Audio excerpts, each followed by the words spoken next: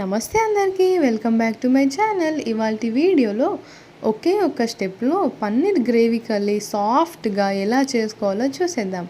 Process ఏంటో చూద్దాం రండి. ఇక్కడ నేను పన్నీర్ తీసుకొని నాకు కావాల్సినంత సైజులో ముక్కలుగా కట్ చేసుకొని ఇలా వేరే బౌల్లో వేసుకున్నాను.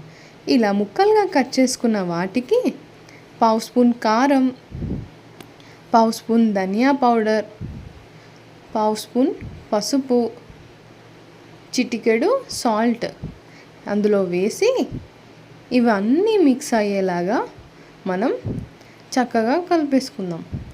ఇలా అన్నీ మిక్స్ అయ్యి చక్కగా కలుపుకొని పక్కన పెట్టుకున్న తర్వాత ఒక కడాయిలో మనం కర్రీకి సరిపడా ఆయిల్ వేసుకొని ఈ ముక్కలకి అన్నీ పట్టించాం కదా, అది కూడా అందులో వేసి మనం ఫ్రై చేసుకుందాం. ఇలా కొంచెం ఫ్రై అయ్యాక బ్రౌన్ కలర్ వచ్చేలాగా ఫ్రై చేసుకున్న తర్వాత మనం తీసి పక్కన పెట్టేసుకుందాం. తీసి పక్కన పెట్టుకున్న తర్వాత అదే కడాయిలో ఒక మీడియం సైజ్ ఆనియన్ వేసుకొని చక్కగా మగ్గే వరకు ఫ్రై చేసుకోవాలి. ఇలా మగ్గిపోయిన తర్వాత ఒక చిన్న సైజ్ టమాటో తీసుకొని అవి ముక్కలుగా కట్ చేసుకొని అందులో వేసేసుకుందాం. అలా వేసుకున్న తర్వాత కలుపుకొని ఆ టమాటో అంతా మగ్గిపోయేంత వరకు మనం ఉడికించుకోవాలి.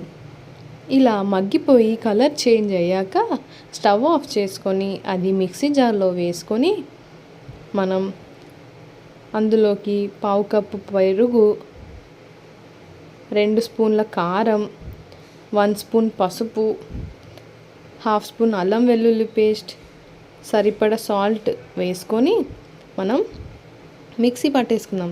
ఇలా పట్టేసుకున్న తర్వాత మనం పక్కన పెట్టుకుందాం. ఇప్పుడు అదే కడాయిలో హోల్ బిర్యానీ మసాలా వేసుకొని ఫ్రై చేసుకుందాం.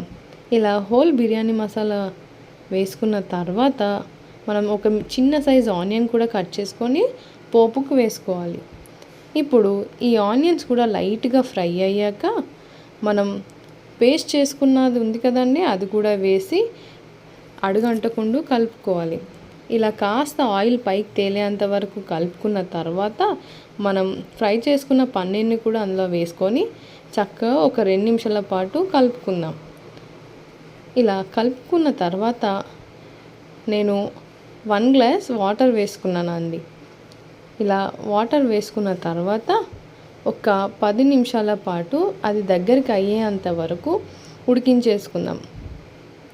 ఇలా ఉడికిపోయిన తర్వాత కట్ చేసి పెట్టుకున్న కొత్తిమీరని వేసుకొని స్టవ్ ఆఫ్ చేసుకోవడమే.